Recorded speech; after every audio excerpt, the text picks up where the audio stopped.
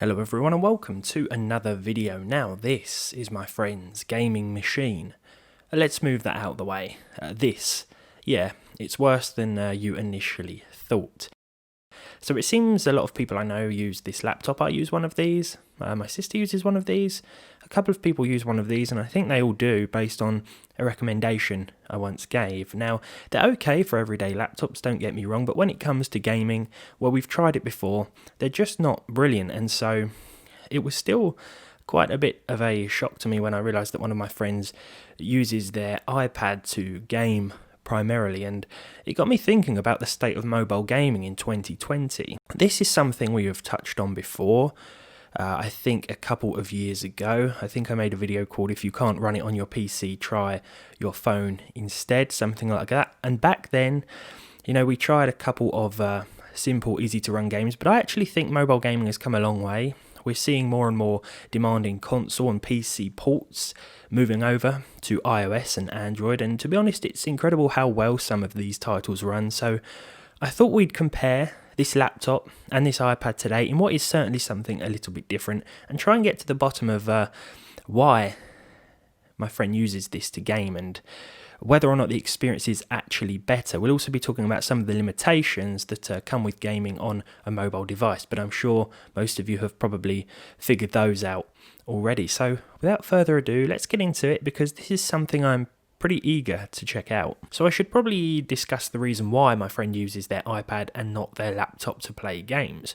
So one of their favourite titles is Call of Duty, but Warzone runs pretty badly on the laptop itself, yet on the iPad it runs fairly smoothly, so I thought we'd check this out first of all. Now, this is a fair enough reason, to be honest. If you can have just as much fun from a mobile game as you can from a desktop version, then so be it.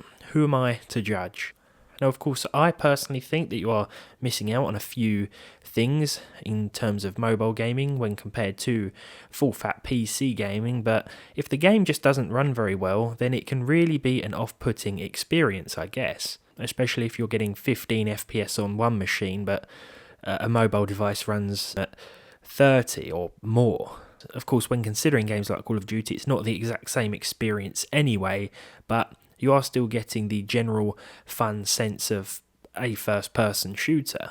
I'm trying to justify it here. I'm a PC gamer, so trying to justify mobile gaming is always quite difficult, but I can see to some degree where they are coming from. So I prefer traditional multiplayer, to be honest, and it runs a little better than the Battle Royale mode, which is probably obvious. There's a lot less going on with the multiplayer mode than there is in the online Battle Royale mode. So yeah, here we are on Nuketown. It's running very nicely at the medium preset once again. And if you want to jump into a game like this on the laptop, then an older game like Black Ops would probably be the best bet, because it is still very enjoyable. If you turn the settings right down, then 60 FPS really isn't hard to achieve and maintain. Honestly, the experience on both devices is fun. The iPad version has like auto fire, so all you have to really do is aim. And to be honest, I'm a bit better at the iPad version. Well, a lot better at the iOS version, to be honest, than I am on desktop. So maybe that's why I prefer, or like, anyway, I won't say prefer, but enjoy playing on the iPad. Now, it is also worth mentioning that COD Mobile can be played on PC using Game Loop as well. So yeah, if you prefer the PC controls, then you can download Game Loop, download the game for free, of course, as well as PUBG. We'll get onto that in a minute, and still have a pretty good time. It actually runs a bit worse on this laptop through Game Loop than it does directly on the iPad though, so bear that in mind for this title.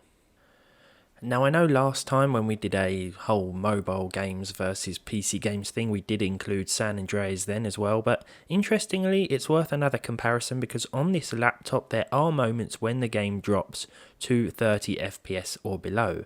Granted, we are running it with rather high settings to try and match the visuals of the iOS version, which looks pretty good, I will say. So yeah, turning it down or lower would be a better bet. Of course, the iPad visuals are overhauled in a way when compared to the PC version of San Andreas. Everything's a lot shinier. I prefer the traditional PC look of the game, as well as the original consoles. But yeah, it's a small sacrifice, I think, to accept if you want to play this on a mobile device. And even with the heavy traffic mode here on the iPad 6th gen, everything was running pretty much flawlessly. So another title that my friend was having trouble with on the Lenovo machine was PUBG. Even with 720p and everything turned way down, including the render scale, there were still issues with maintaining 30 FPS, which isn't really an enjoyable experience, to be honest, if you are playing an online competitive title like this one. There are moments when the frame rate does absolutely fine, but other times where there are some pretty hefty drops, and so I can see why they tend to play PUBG on the iPad instead. Now, once again, this one runs pretty well. In fact, it looks quite good as well. I could happily play PUBG on the iPad or an Android device, to be honest. I think, though, that again, if you prefer the more traditional keyboard and mouse approach, you can download it through Game Loop yet again. So if you want that more traditional keyboard and mouse experience, then you can play this on that very same Lenovo laptop or similar hardware, of course, and it might just run better than the traditional desktop version of the game. Now, I think the mobile version ran better on the iPad than it did on this Lenovo machine. There were more stutters on the laptop itself, but again, it is more for that traditional experience, and at least the mobile version on the PC ran better than the traditional version on the PC, which certainly had some problems. Now, I was quite surprised to see that Dead by Daylight didn't run very well on this laptop. I thought it would run better, especially with 720p resolution, but I guess it's okay. We were seeing about 20 to 30 frames per second. Sometimes there were drops below that. But yeah, it's not a very graphically impressive game. It is a very fun game though.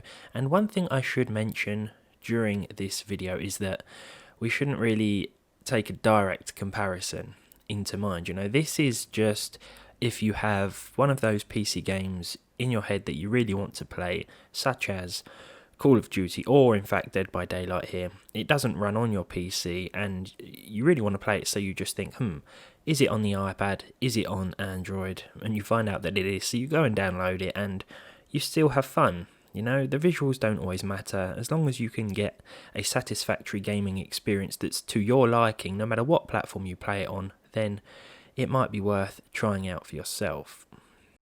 Now, we were using 60 FPS mode here on the iPad, so I think the visuals are reduced somewhat yet again in order to try and hit that target, but honestly, it ran pretty well and it was a very enjoyable experience. Controls are limited here, not for this specific version, but in general anyway. There's not really much you have to do in terms of controls, and it ports over pretty well as an iOS game, I feel. This game's a fairly simple concept, I feel, but it's one that's very fun to play no matter whether you're playing it on PC or on a mobile device. So yeah, it's definitely worth checking out on either platform. So the final title I want to check out is Dear Esther. Now this was touted as a walking simulator back in the day, but to be honest there is a bit of a story to it. It's very interesting. I think it's one of those games that you just want to play after you've been playing an action game for hours on end. You think, right, I need to relax now. Firing up something like this is absolutely perfect. It is essentially you walking around, but there's a story to it. You hear the story as you're adventuring your way around this island, and to be honest, it's only a few pounds now, and I'd say it's one that's worth checking out. It runs fine on the laptop at high settings and low settings. We started off with low settings, but things looked a little bit bald in terms of the terrain, so we eventually switched to the high settings, which also ran fine, although there were a few drops. This game is actually perfect for a mobile device because you could sit down in the evening with a pair of headphones on and really lose yourself in this wonderful exploration. So, to be honest, it looks fairly good. I'd say it's definitely higher than low settings because of the terrain. The textures are pretty good. It's probably somewhere equivalent to the PC's medium or high settings, I reckon. I don't know the exact resolution, whether it runs at the full iPad screen resolution, the same for all of these games. I guess it depends on the settings that you choose. There really isn't anything to adjust in this title in terms of graphical options, but it looks very, very good, plays very smoothly as well. Again, the frame rate is hard to gauge as there is no real way of measuring it on a device like this, but it looks good, it plays good, and again, this was about £2 on the App Store, so it was definitely worth it. And there really aren't as many drops in the performance as there was with the Lenovo laptop. So